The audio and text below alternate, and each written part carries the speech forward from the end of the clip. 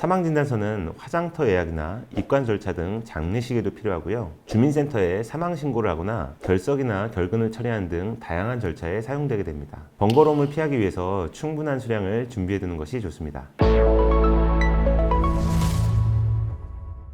안녕하세요. 법무인 백송의 윤재현 변호사입니다. 한국은 현재 출산보다 사망이 많은 인구 자연 감소 상태에 있습니다. 이에 따라서 상속에 관한 문의가 많아지고 있는데요. 깊은 슬픔에 처해 있는 상주들 내지 상속인들께서 장례나 상속과 관련되어 더욱 힘들지 않도록 이와 관련된 전반적인 설명을 해드리면 좋을 것 같다는 생각을 하게 되었습니다. 그래서 장례식 준비, 상속 재산의 정리, 상속 분쟁이라는 세 가지 파트로 전반적인 설명을 해드리고자 합니다. 이번 시간에는 먼저 고인께서 사망한 이후 장례식까지 준비해야 하는 몇 가지 필수 사항에 대하여 설명을 드리도록 하겠습니다.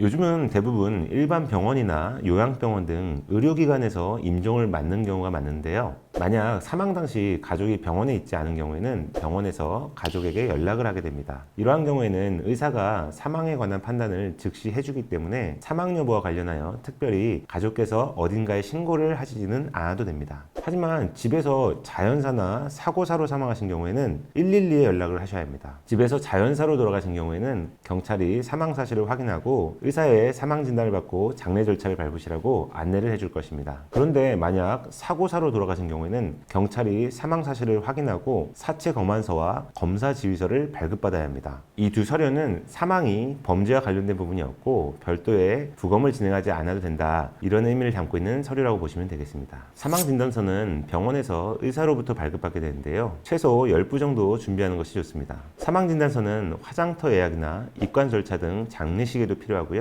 주민센터에 사망 신고를 하거나 결석이나 결근을 처리하는 등 다양한 절차에 사용되게 됩니다. 번거로움을 피하기 위해서 충분한 수량을 준비해 두는 것이 좋습니다. 그리고 가급적 고인의 신분증을 항상 지참하시고 사망 진단서 발급 시에 성명, 주민번호, 주소, 사망일자 및 발급일자에 오타가 없는지 꼼꼼히 확인하셔야 합니다. 많은 경우는 아니지만 사망진단서에 오타가 있는 경우 화장터에서 화장을 거부당하는 경우도 발생할 수 있습니다. 사망진단서를 발급받으셨다면 화장터를 예약하는 것이 우선입니다. 화장터는 사전 예약이 필수적이며 특히 날씨가 갑자기 추워지거나 이상기온이 있는 경우에는 고령의 노인께서 사망하신 경우가 많아서 화장터의 자리 확보가 어려울 수 있습니다. 따라서 가능한 한 빠르게 화장터를 예약하시기 바랍니다. 화장터를 예약했거나 장지가 이미 확보된 경우에는 장례식장도 바로 예약하셔야 합니다. 장례식장은 출신 학교, 종교, 예산, 위치 등에 따라 선택하실 수 있습니다. 장례식장에서 장례 절차와 관련된 지원을 받을 수 있는지도 예약 시에 함께 확인하시는 것이 좋습니다. 상조회사에 가입하지 않으셨다면 장례 지도사가 상주하면서 장례 절차를 꼼꼼히 도와줄 수 있는 장례식장을 찾는 것이 좋겠습니다. 부고 안내문을 보낼 때 빠지지 않는 것이 장지입니다.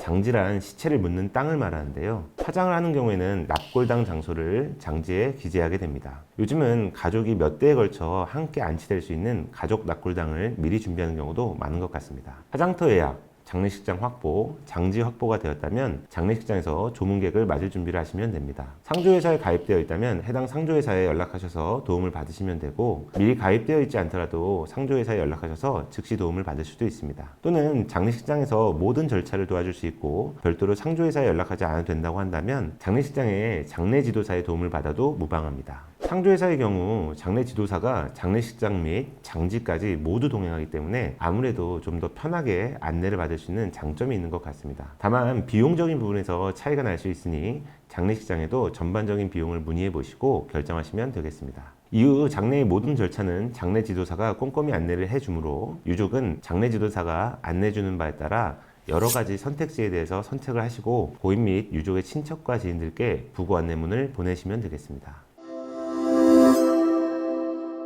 오늘은 고인이 임종하신 순간부터 장례식장에서 장례 지도사의 안내를 받을 때까지 유족이 해야 하는 일을 알아보았습니다. 이 영상이 깊은 슬픔에 빠진 유족께 조금이나마 도움이 되었기를 바랍니다. 시청해주셔서 감사드리고요. 다음 시간에는 장례식 이후 상속 재산을 파악하고 상속 절차를 밟는 과정에 대해서 설명드리겠습니다. 감사합니다.